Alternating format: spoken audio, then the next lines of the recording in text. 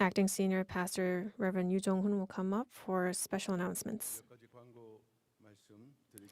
I will share a few announcements, but before that, today the 4,000 Choir and the St. Paul Orchestra lifted up a precious choral anthem and gave glory to God. Currently, we are only giving on-site worship on the Lord's Day services, so it's difficult for them to practice, but they prepared online and gave glory to God through their praise. At this time, I want to truly thank you. First is regarding the on-site worship. Today is the second week since transitioning to on-site worship for the Lord's Day services. Last week, the church had reported an assembly in front of the church's main gate. But today, the breakaway side had reported an assembly in front of the main gate, and they held an assembly. So there were concerns about potential conflicts, unlike last week. But by God's grace, without any significant clashes, everything ended well. And the police also withdrew around 9:58 a.m., as reported by the head of the security team, Pastor Lee Kyung-ho. Today, in order to prepare for the on-site service, many saints guarded the main entrance since early morning. The breakaway side began to gather around 8:45 a.m. I checked this myself. And in front of the main entrance, since they held a demonstration, starting from around 7:10 a.m., the police set up a barricade from the corner building up to the church's main entrance to reserve that road. And next to the barricade, in order to secure the sidewalk, our ministers and saints went outside and they secured that path. And the difference from before is that in the past, when there were demonstrations, we locked the gates, we closed them down. But today, for the first time, our saints went outside the main entrance to deal with the situation and secured that sidewalk. So for all the ministers, church staff, the elders, the members of the men's and women's ministry, and young adults, I sincerely thank you. Until the situation mobilizes or normalizes, this sort of effort needs to continue on. So we ask the saints to continue to pray. And for all those who are devoting themselves to protecting the church, I ask for your continued devotion until the church returns to its normal state. And second, I'd like to share an announcement regarding withdrawing the petition for the congregational vote. Last week, as on-site worship resumed, the saints who can enter the church for now are the saints on the church side. And later on, among the saints from the breakaway side, those who can enter church, as I've continually said, are those who won't be receiving any disciplinary measures. However, from the breakaway side, we have disciplined 286 saints as the first round of discipline, but they have taken legal actions against the church. So the saints from the breakaway side, we were planning on having them enter church premises at the end of October or early November, but that may be delayed further. And again, by saints on the church side, we mean all members of the congregational meeting who did not sign the petition to hold a congregational vote in December last year and did not participate in the illegal actions of the breakaway side. However, even among those who previously signed the petition, there were those who signed them without really knowing what it was or against their own will. But those people have withdrew them. So this withdrawal has the effect of invalidating the previous petition that you have signed for the congregational vote. So those who sign the withdrawal are recognized as church members, as saints on the church side, and they are able to enter the church.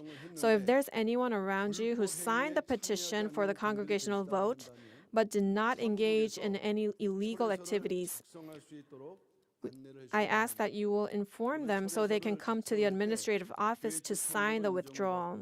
And when they sign the withdrawal, they are recognized as saints of the church side and they can enter the church. So we ask for your cooperation. Third is regarding Pyungkang Day, the commemorative worship, and the 12th History of Redemption seminar. Next week, the 27th, is the day when our founding pastor prayed on Mount Jiri and received the word. It's a day that we commemorate that as Pyungkang Day. So as we come upon Pyungkang Day on October 27th, 2023, the day before, so on the 26th, we will hold the commemorative worship during Thursday worship, and the next day, the following day, on the 28th, which is a Saturday, we are holding the 12th History of Redemption seminar. Currently, we have only transitioned to on-site worship for Lord's Days, but there was this issue of what are we going to do with the commemorative service and the seminar. But as of now, we're going to give Pyungkang Day commemorative worship on site as well. And since the breakaway side has reported an assembly that day, for now, we have decided that vehicles may enter church grounds before 9 a.m. And then the gates for the cars will close, but you may enter by walking. And also, the History of Redemption seminar is scheduled at 2 p.m. But since we have restricted church access right now, who can enter? Due to the nature of the seminar, we can have anybody come if they are evangelized, but because of church situation right now, only those who have made prior reservations can attend the seminar in person, and only the saints also who make a reservation and who also let us know who they will evangelize, they're able to come and attend the seminar on site. And there may be people who might say, is it right to hold a seminar during these circumstances? But spreading the word of redemptive history is an unstoppable work of God. Just how worship took place even during hard times. So we have 2 weeks left, but for the upcoming 12th History of Redemption seminar, we ask that the saints will pray and cooperate for it to take place under God's grace. And this seminar is based on the 9th book of the History of Redemption series. And it's not just using the electronic board, but we are preparing a comprehensive lecture like the previous one. And I believe there will be great grace during the seminar. And especially for this upcoming seminar, we are planning to develop and launch an app, so an application that we use on our smartphones. We made an app regarding the tabernacle. So you can study the tabernacle 3D on your screen, but this is not free. It is going to be distributed as a paid app. So we don't know the cost yet, but it won't be too cheap, but not so expensive so that anybody will be able to access this app. Because the tabernacle is of great interest in Christianity, so I believe that it will be a highly useful resource that expands the horizon of the history of redemption. So we ask our saints, as we come upon Pyungkang Day on October 27th, please cooperate to ensure that the commemorative worship and the History of Redemption seminar will take place amid great grace. And lastly, this is a personal matter, but I'd like to briefly relay my gratitude. Last week, on the 7th, my mother, Eldris Shin Young-ja, was called by God. And the homegoing service ended well with the prayers and love from our ministers, church staff, and saints. I should have informed you through an announcement during worship service, but due to the current church situation, There were concerns from my family members, including my father, that it might be troublesome for the church, so I was not able to make an announcement. And for that, I ask for your understanding. Personally,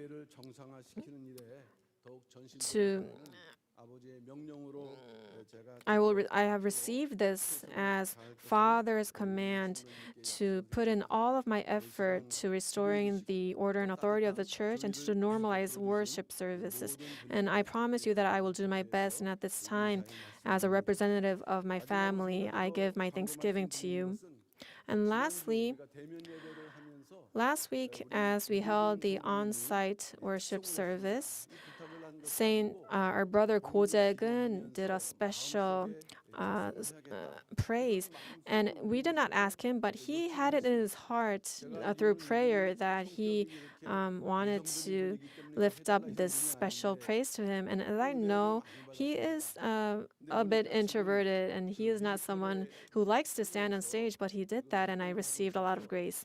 And he is part of a musical, and he's active in that scene, so I think it is right to make an announcement for that. So I will say this briefly, but there's this musical that he is part of, starting from October 6th until February 24th next week in Galleria 4A. He is part of a musical called Volume Up. And the casts are different every time. So if you are interested, please check the day that he will be on stage for the musical. And if you're not able to go, we ask for your prayers so that our brother Ko Jae-geun will be able to give glory to God in this entertainment scene, and that he will also be able to promote our church. May he be such a precious saint. Please pray for him. Thank you.